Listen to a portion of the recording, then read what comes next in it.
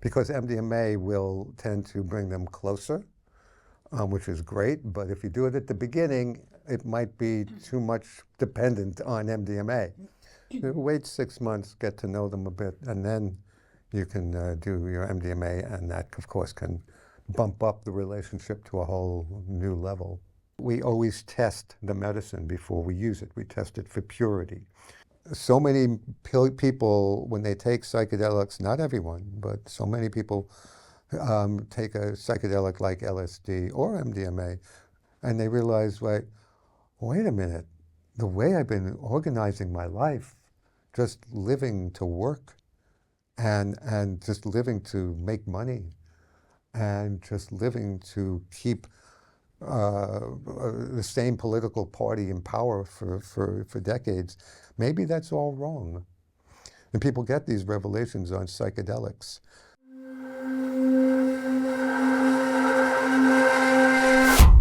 Hello everybody.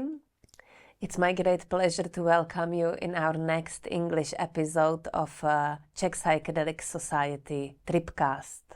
My name is Eva Cezarová, and I am sitting here in this beautiful studio with my colleague Tomáš Kantor, and it's our great pleasure to welcome our special guests from New York, Charles and Shelley Wininger. Welcome. Thank you. It's great to be here. I'd like to mention in the start that they are true psychedelic pioneers that are sharing their life journey with psychedelics. And Charles wrote a book, Listening to Ecstasy, that was published 3 years ago, and that was some kind of coming out of the psychedelic closet. And I would like to ask about this, Charles. How was it for you to come out, or what was the decision based on? What made you? It really was based on growing older. Okay. I was in my late 60s, and I decided I'm too old to pretend anymore and too old to care about what other people thought of me. And so I didn't want to hide anything about myself. So I decided that it's a good thing to be who I am and to make my life literally an open book. And so it's been a wonderful journey so far to do that. And I was warned by many people that there'd be bad repercussions. My therapy practice would suffer, and people might judge me out of their life. But none of that has happened, because this happened to occur, and my book happened to come out in the middle of this great psychedelic renaissance. So the media coverage so far of my book, but of all psychedelics in America, have been essentially very positive over the last several years. So that has helped. So it's been an easier process than I expected. Mm-hmm. Seems like that if you're true to yourself and also outside, it is accepted. That's Well, people respect that people acknowledge me for my courage, they said. It's taken a little courage, but mostly it was something I just had to do. Mm-hmm. Why do you think it is important? Is there any other reason than like being authentic and true? It's important because I really believe in the psychedelic space and the psychedelic renaissance, and I believe that as many of us who can come out of the closet without jeopardizing our jobs or completely alienating our families should do so, because this is how progress is made. And 20 years ago in the US, there was a lot of homophobia and a lot of people who were gay who were in that kind of closet because they were afraid of being discriminated against. But one by one, many of them, millions of them, came out of the closet. So you had this amazing phenomenon, like at our annual feast is called Thanksgiving, and the family would get together, and an uncle would spout off about, well, I don't know any gay people, and I wouldn't like them if I knew them. And you'd have somebody across from him, his nephew perhaps, or his niece, saying, you do know some gay people. Just one of them is sitting right beside you. And that type of powerful interaction changes opinions. And this happened so much that the Supreme Court changed the law, and you can't discriminate against gay people. Gay marriage is legal. It was unthinkable 25 years ago because people came out and had the courage to say, this is me. I've been thinking about that quite often. If there is so many people who are gaining so much from psychedelic experiences, no matter that the substances are illegal, there is a very broad underground all over the world, and I've been wondering if the people would actually stood up and say, me too, like me too in a psychedelic way. Yes, Yeah. yes. There's nothing more powerful than building that kind of momentum. It gives this sense that this is an idea, the idea of psychedelics and using them to heal and improve your life. It's an idea whose time has come, and nothing can stop an idea whose time has come. You've been called in media the love doctor. Mm-hmm. Tell me about the love. Why is the love the main topic? Well, years ago, as I was in the process of giving lectures and building my practice, I as a psychotherapist, and this is how I met this amazing woman over here. I was giving lectures to single people about dating skills, and a newspaper came and gave me that name and said, he's the love doctor. So people started calling me that ever since. And half my practice has been couples, and so I do a lot of work with couples, and so that's just part of what I do. Do you see nowadays like any change in the single people since we have social media and dating apps? Has it changed, or do you think it's kind of still the same? Or like, what's your opinion on that? I'm glad that I've been partnered for the past 24 years. I wouldn't want to be single today with social media. First of all, I'm 75 years old right now, so like, I don't know how to work social media too well. But I hear a lot of stories, and I think it's harder to be single today. That's my sense. So what would be your advice for single people? Find a partner. Be careful and protect yourself. And I was speaking to somebody recently who had a painful breakup. And she said, you know, he told me he was a spiritual guy. I don't understand. And I said, that's not where you get information. You don't get information about somebody by listening to what comes out of their mouth. You get information from somebody by watching what they do and how they treat you and how they treat other people, and tapping into your own body to learn your own emotional responses to them. That's where you get your information. Your own intuition, your own emotional responses is a terrific source of information. You don't rely on somebody to say nice things about themselves. You rely on yourself and your own ability to feel and intuit who is sitting right beside you. That's your best way of assessing somebody. You know, sometimes people meet each other under the influence of some substance, maybe MDMA, Yes. or even any other. Yes. What do you think about these encounters? Are That's they a good question, because it's a double-edged sword. In America, in the bar culture, we have something called beer goggles, where you're in the bar and you're drinking beer, and the person that you're talking to really looks better than they might if you were sober. Well, same with the MDMA culture. We call MDMA ecstasy. We also call it Molly, and I like to talk about Molly goggles. And so if you're at a rave or at a party or a festival and you're rolling on MDMA and you're meeting somebody, they might not necessarily look better, but you might feel love from them and love for them in a way that might not be realistic when the two of you are sober because you're under the influence. And so it can be deceiving.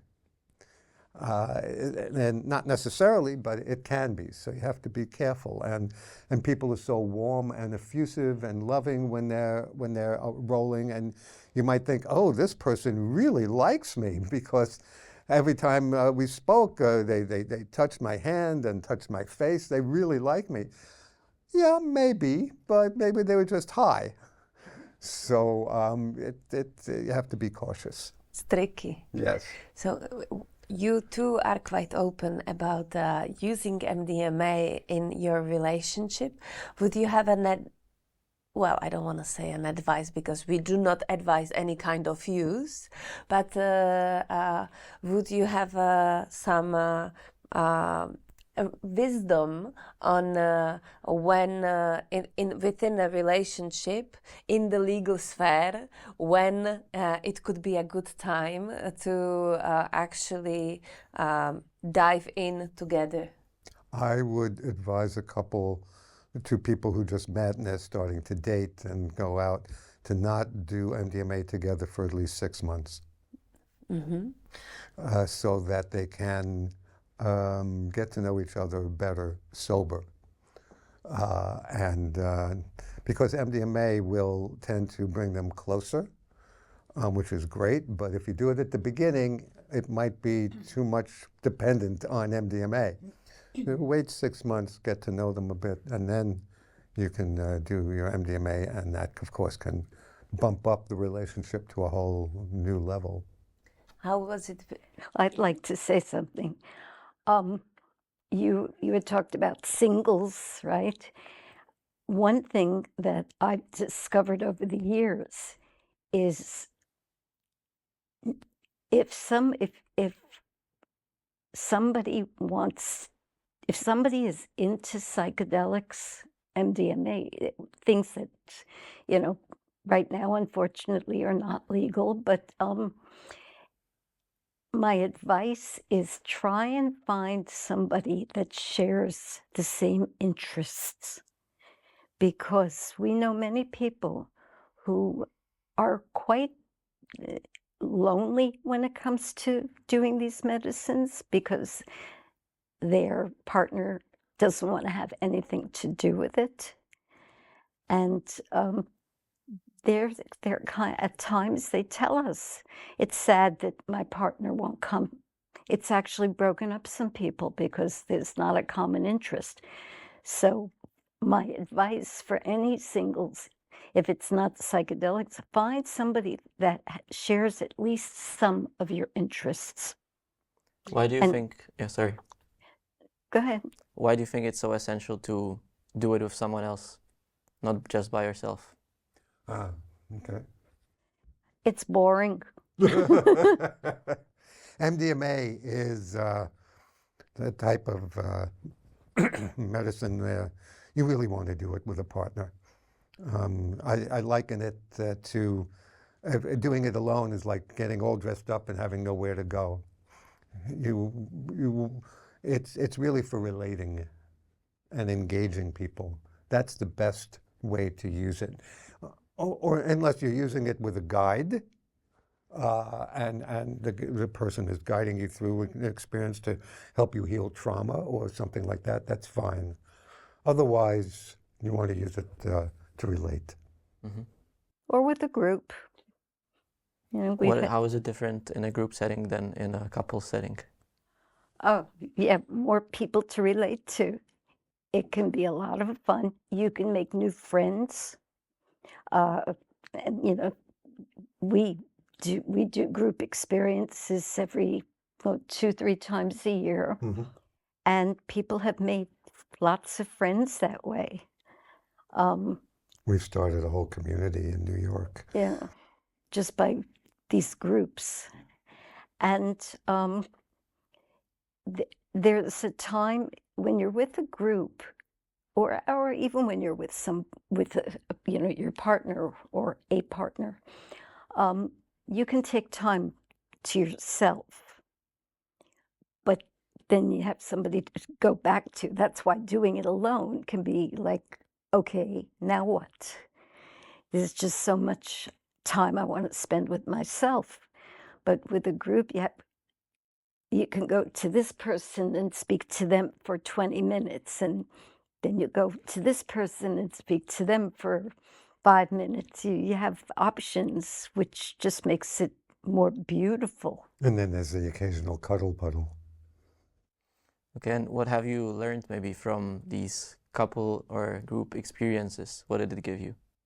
Well, how much time do we have? I could talk about it all day, because I believe the group experiences are the big or untapped potential of using MDMA.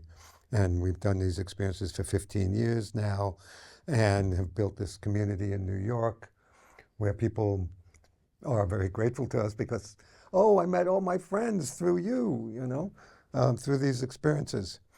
It's a way to find the others, as we say in the psychedelic community, and people who share not only these chemicals, but these values of exploration and discovery and novelty and self-exploration and healing and love and generosity and all these positive human traits. It's a wonderful way to meet people. So you say 15 years. How many group experiences have you guys went through? I don't know, maybe Groups? 50 over the years, 2 or 3 times a year.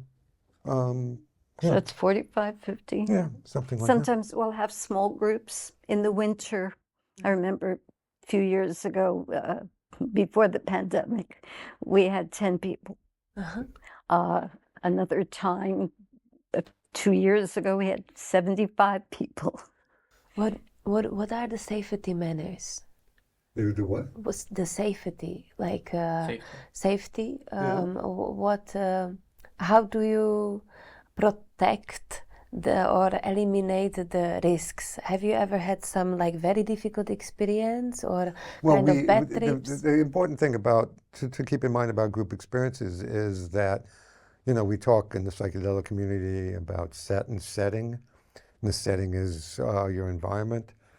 Who you're with is the most important part of your setting. So we choose the people very carefully in our groups. Even the 75 that came, we chose them very carefully. So it's important. Somebody who requires an inordinate amount of attention, somebody who is very egotistical and wants to just dominate the conversation, they don't get invited. So we have to be very careful. And so we've had some difficult experiences where people get into some difficulties with each other, but we work it out.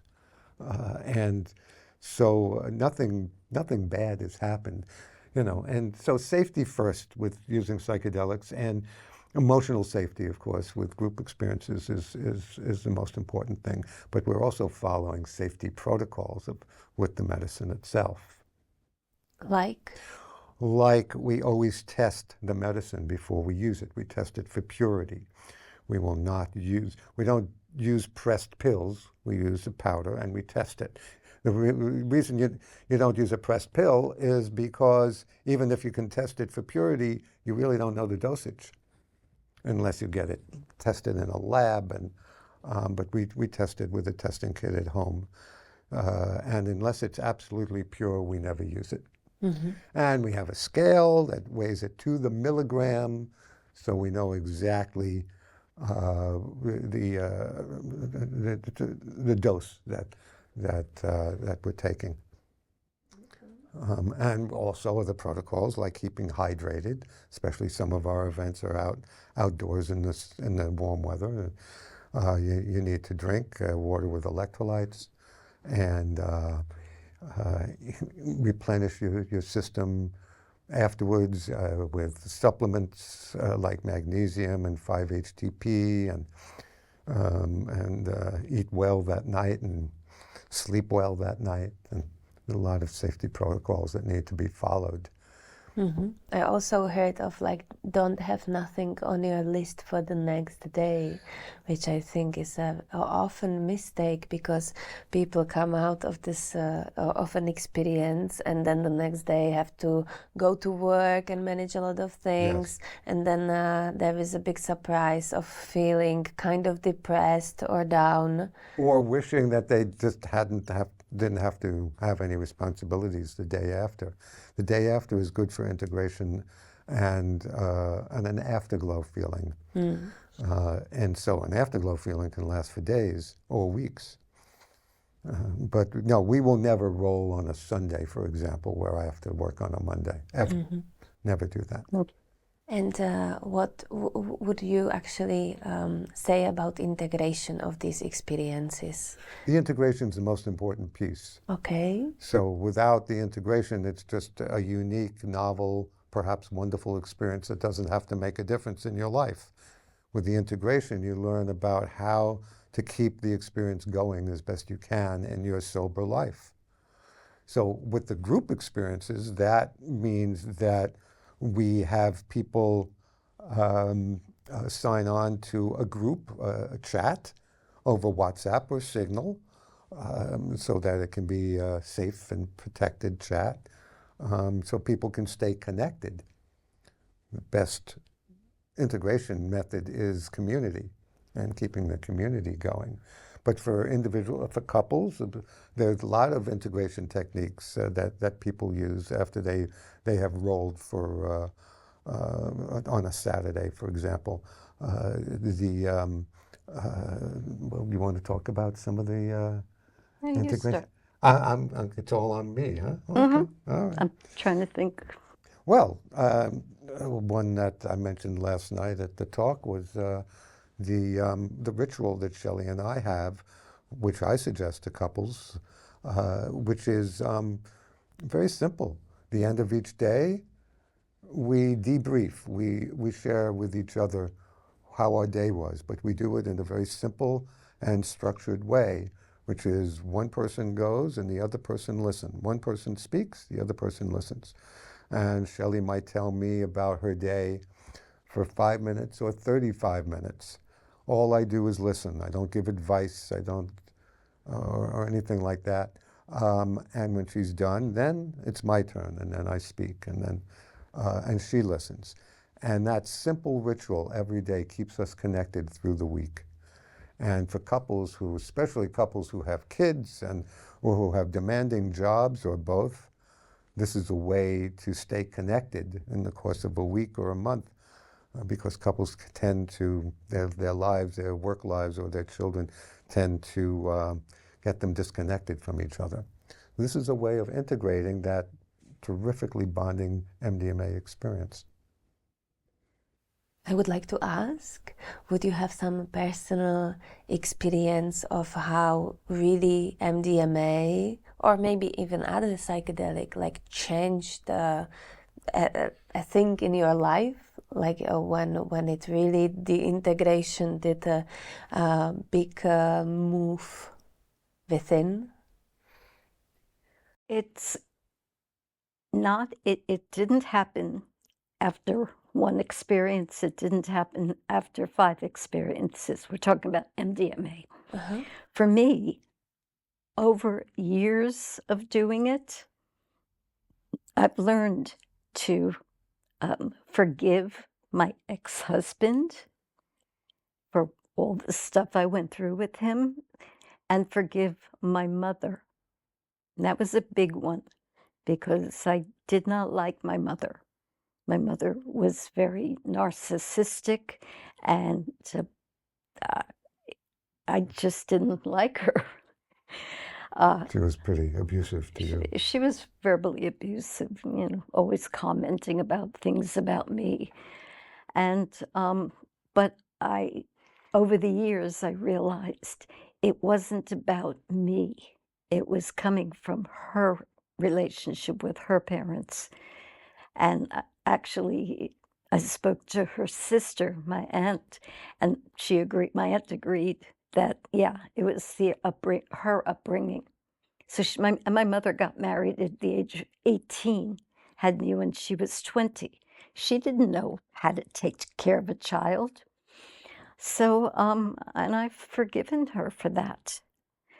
And my ex-husband, looking at his parents and his upbringing, it made him who he was. And back then, I was too insecure to say no to getting married. So, we all make mistakes. But now that I'm older, I can look back at it and say, okay, it was my issue, and he had his issues that I didn't really understand until I did the medicine so many times, and I kind of got it. So it just, I'm calm now about those two people. Yesterday you mentioned that you don't really set intentions before No. that. So is it usual? Like, do you not recommend to set intentions? Because I know that with some other substances, it is kind of the protocol, right? That before you start, you say, I want to think about this, for example. So would you say it always like comes up naturally, or? Yeah, it does for me.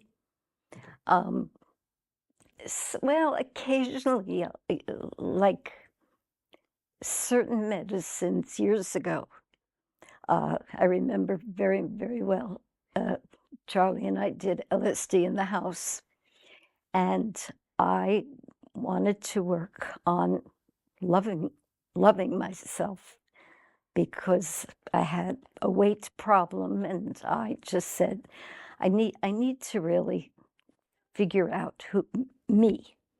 And little by little, I started learning to love myself for who I am, what I bring to the relationship, what I bring to the world. I was a nurse working in critical care most of my adult life.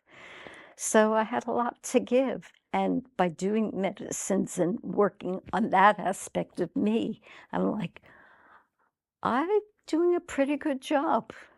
So that's, now I don't have, I don't even say, yeah, right now I don't have any intentions. I'm going to work on this, I'm going to work on that. I let the medicine do its thing. Whatever it wants to give to me, I take. That one time when we did LSD in the house, and she came out of the bathroom after looking at herself in the mirror and said, I'm beautiful, I really am. And I said, I know that. You could have asked me. But the LSD helped her accept and love herself.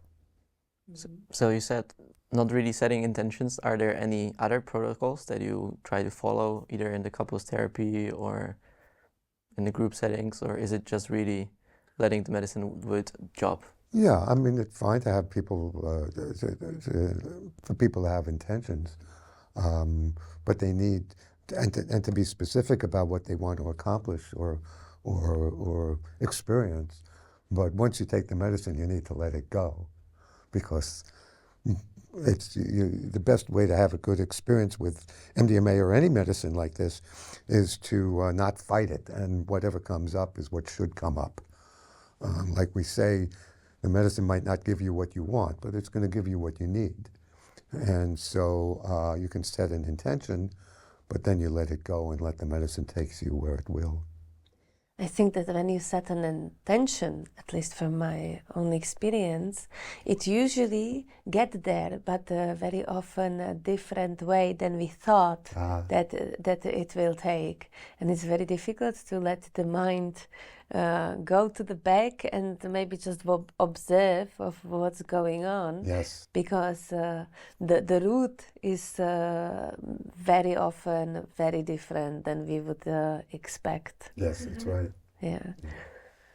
I know that you are quite experienced burners, right? Like No, we've never been to No, Burning Man. No, we've been to regional Ah, burns, okay. smaller burns. Okay, Yeah. so that's what you're mentioning in the book. Yes. I kind of thought that it's like this big Burning Man, but these regional ones. And if I can say, you're 75, right? Yes. And Shelley, you're 73. Wow. So, like people usually when they cross the 60s, they feel like the life is over. How do you feel about kind of being on this road of youngsters?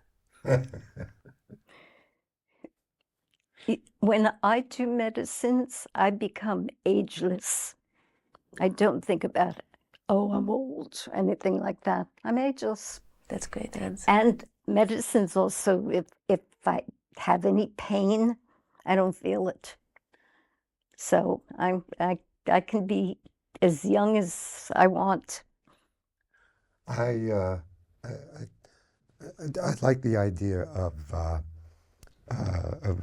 aging, that at any age we are all ages, meaning that when I started doing MDMA, I realized I have an inner 18-year-old, an inner 30-year-old, and an inner 8-year-old that were coming out and showing themselves when I was high on MDMA. And so I could hit the dance floor and dance like I was 18 years old or 25 years old.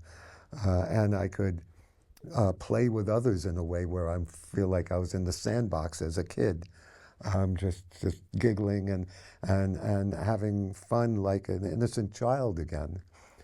So it gets me in touch with younger parts of me. Mm-hmm. Would you recommend it to others? It works for me. You know, these medicines are not for everyone, and some people it's not good for. MDMA is if you have suffer from bipolar disorder or have that in your family, it could spur a manic episode. If you're pregnant, if you suffer from epilepsy, if you have a bad heart, you shouldn't do MDMA. But otherwise, you might want to consider it because it can do a world of good. I mean, it has for us. Unless you're also on SSRIs. Yes, if you're on antidepressants, you have to wean yourself off with the doctor's help before doing MDMA, because otherwise you just won't feel it. How did this all started for you? Like, what made you to use? It was her fault. Oh, really? Yeah. My son loved MDMA. He had many, many psychological problems and physical problems, and MDMA was his way of escaping. So he did it quite often. He did it too often. He did it too often, to the point where I won't say he did it every weekend, although I think there were times when he was younger, he probably did it every every weekend. But his memory was bad. And I you know, some people say, no, it can't hurt the mind. But if you do it often enough, it can have some effects. But he one day, I said to him, so what does MDMA feel like? In those days, we called it ecstasy. What does it feel like? And he told me to close my eyes. And he just went up and down my arm very lightly. And it's like, whoa, this feels so good. So I went to Charley and I said, I want to try ecstasy. Yes. So I had given up on MDMA. I had tried it in the 90s, and I didn't know about the protocols. I didn't know about hydrating and drinking enough water. I didn't know about that you shouldn't mix it with alcohol. I did it alone. I didn't know what I was doing, so I had given up on it. And when Shelley came to me and said she wants to try it, I said, okay, I want to help you out there because I believe in these medicines in general, but I won't do it with you. But I taught myself the protocols because I felt responsible for her experience. So I made sure I found something that was pure, and we measured it correctly, and learned about drinking water during it, and other protocols. And setting. And the setting, of course, which was the mindset going in and your physical setting, your surroundings. So I took care of all of that, and then I decided, all right, what the hell, I'll do it with her. And that first time was like a revelation to me, because I realized, I'd been using it all wrong. I'd been doing it alone, and I don't think that's the way to use this medicine. But to do it with a partner was like, wow. I mean, our relationship was like a piece of cake to begin with, but this was like the icing on the cake. This was about 2 years after we got together, right? After we met, yeah. We were already in good shape, but then this was a whole other level of depth and joy and play and wonder that we were getting ourselves into. And so so I realized that it could be wonderful for the two of us, but to just watch her, as she said, she was a critical care nurse. She came out of, she did a lot of emergency work, but also post-op. We were dealing with life and death issues every day. She wore the stress on her face the first time and carried it in her body. And the first time she got high on MDMA, it all just melted away. And she was like, she lost years in her face and looked like an innocent child again in such a beautiful, beautiful way. And so it was a revelation to you as well, yes? Mm. I'd never felt like that in my life. And I'm sure I'm not the only one who's said that, who's tried it for the first time, but it's so true. And I remember reading about how it will change after so many experiences. Like lose its magic. Like it'll lose its magic. And it hasn't. And that's because we followed the protocols. We won't do it too often. Mm-hmm. We'll never do it more than 5. Once we did it like 6 times in a year. Never more often than that. So we spaced it out, and we make sure that we follow the protocols. And we haven't had a bad experience. And we've never had what they call the Tuesday blues, which is a come down afterwards. We've never suffered from that. So it's all been a good ride for And us. now that we're older, at one point, it wasn't doing it for me. So we, instead of increasing the dose, we decreased the dose. Mm-hmm. So instead of taking 120, 125 milligrams, I now take 100. And I take 65. And it works beautifully. Right. Because as we get older, this is true in general for people, we get more sensitive to medicines, not just psychedelics, but prescription medicines also. So we often have to lower the dose. Interesting paradox, no? Because usually the doses are being higher and higher. Right. Well, and the pressed pills, like in Europe, like what was it, last summer or the summer before, they had these 250 milligram pills or higher. I mean, it's crazy. Yeah. After the experience together, how did it change your relationship?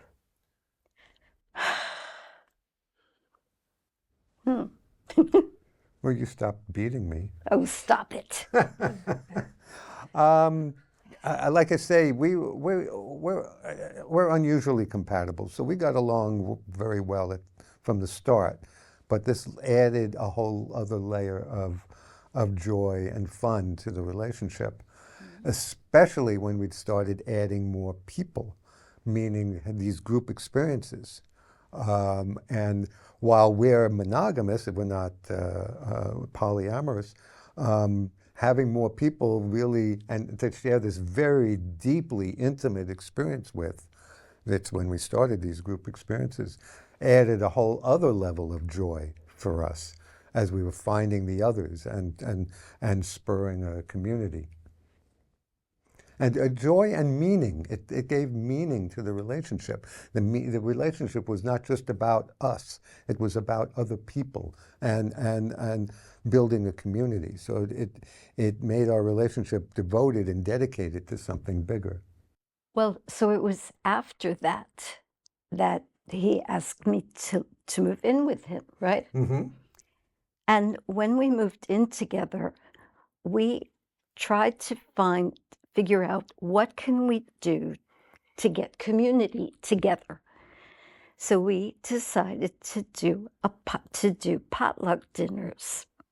But it started, you can tell the story. Well, there's a man named Rick Doblin and his organization called MAPS, the Multidisciplinary Association for Psychedelic Studies in America. It's the group that has been most responsible for furthering the research on MDMA towards the effort towards legalization, which might culminate in August. And they put out word, this is back in 2004, when the current Renaissance was just beginning, when about a documentary that was going to be on ABC News, hosted by Peter Jennings, who was the anchor for ABC News at the time, a very, very highly respected man, and he was going to have a documentary called Ecstasy Rising, and Rick Doblin was going to be interviewed in that hour. So they put out word saying who would like to host a screening on your TV at home. This was before streaming and Roku and Netflix. This was just, you know, something you'd watch on normal TV. So we raised our electronic hand and said, yes, we can tell people in New York that we'll have them at our house. And so we had 10 people come, and they each brought a dish. And we had the screening of this show, which was a revelation, because Peter Jennings was saying, the government's case against MDMA doesn't hold water. It's just this is not a dangerous drug, which was unheard of at the time that such a respected person would say this. So we all knew that in our living room, that it was not dangerous, that it was beneficial, but it was a beautiful moment. And we shared food, and this was our first potluck. Mm-hmm. And after that, we decided to have annual potluck dinners for the community in our home. And it started with 20 people over one night, mm-hmm. and now it's grown to about 4 days. 4 days of 4 nights of in December of potlucks through our living room, about 80 to 100 people. And it's fabulous. This is how we meet people, and people meet each other, and it's so much fun. That's how our community has grown. Yes. And the rest is history. And anyone can do this. And we have found, at the beginning, an old friend said to me, "You're allowing strangers into your home in New York City, and they're avowed drug takers? Are you crazy?"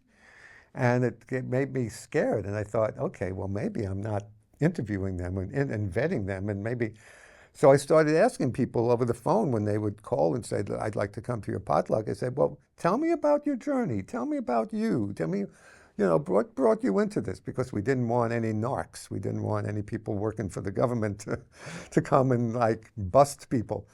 And people would tell these very sincere and detailed stories about, I had a trauma that I needed healing, or had a relationship that needed healing, or I just wanted to explore my soul, and I started meditating and doing yoga, and then somebody told me about psychedelics, so I started that, and it opened up my life, and I could say these people were just coming from their heart, and we never had a bad experience with hundreds and hundreds of people over the years. And they're completely sober. Yeah, these potlucks are sober, except for a little beer or wine. The potluck dinners are not drug events.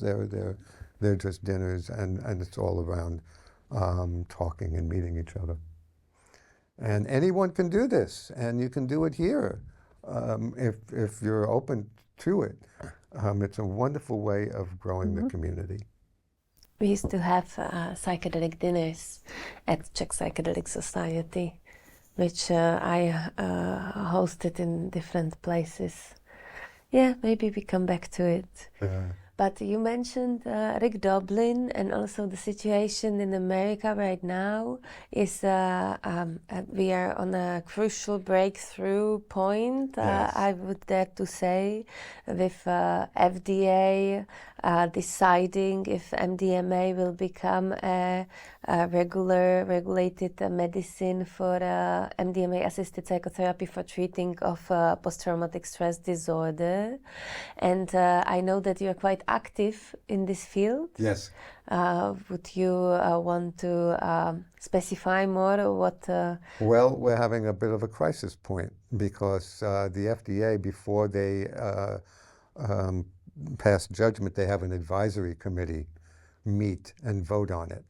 So their advisory committee, which was made up of mostly psychiatrists, which are the most conservative element of psychotherapy, they all met and they decided to vote against and advised the FDA to turn down the application to have MDMA treat post-traumatic stress disorder and to not make it a legal medication. So this has enraged our community. The advisory committee was talking about several things. Mostly their point of view was that this couldn't be good research. The research showed that after 2 or 3 times of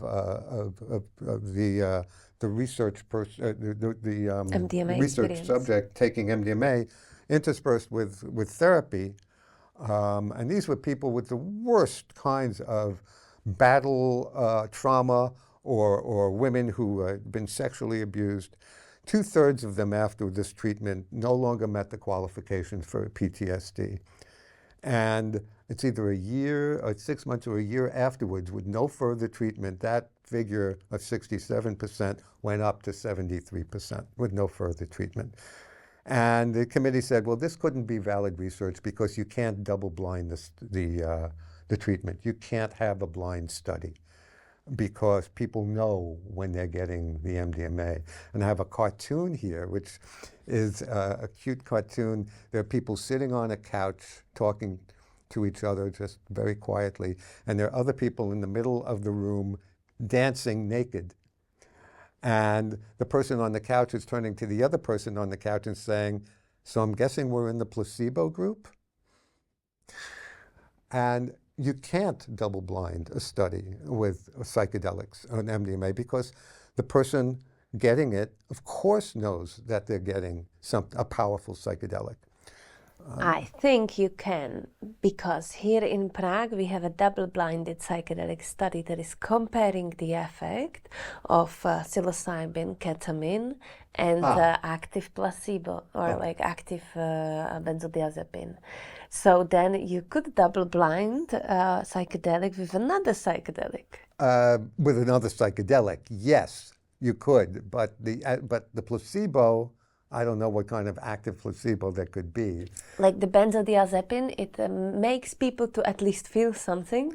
You can and feel some something, people but can have a very broad and vivid mind that creates an experience. Like there is always one person from the placebo group that goes through psychedelic experience, kind of a thing. It's amazing, yes. no? Yes, right. Okay, well, this panel said you couldn't double-blind the study, therefore the whole study is invalid. Mm. So what we're saying is that your old methods are invalid. Psychedelics make them invalid. And you're going to have to make room for this new paradigm. And so we're trying to mobilize now to try to persuade the FDA. The FDA has to decide by August 11th whether they're going to approve the use of PTSD, of MDMA to treat PTSD. If they turn it down, the genie's out of the bottle. You can't put it back in. So many people know about, just from their friends or from reading about it, the positive effects of MDMA, that if it's illegal, they'll just keep using it underground. People need it to heal themselves. They need it to heal their relationships and heal their depression. In America, millions of Americans are on SSRIs where they have to take this medicine for the rest of their lives. With MDMA or psilocybin, you can take it 2, 3, 4 times and you maybe resolve your depression for the rest of your life. So there's such a crying need in the US, at least, I don't know about here, for these medicines, that if the FDA doesn't want to legalize it and regulate it and control it, then it will just be unregulated and uncontrolled, but people are going to keep using it. And it brings many more risks, no? Well, yes, of course. But there are risks either way, because the risk to legalize it is that, yeah, you'll get pure medicine and you'll get the right dosage, but you might have to pay half your bank account to get the treatment. At least in the US, it can be very expensive.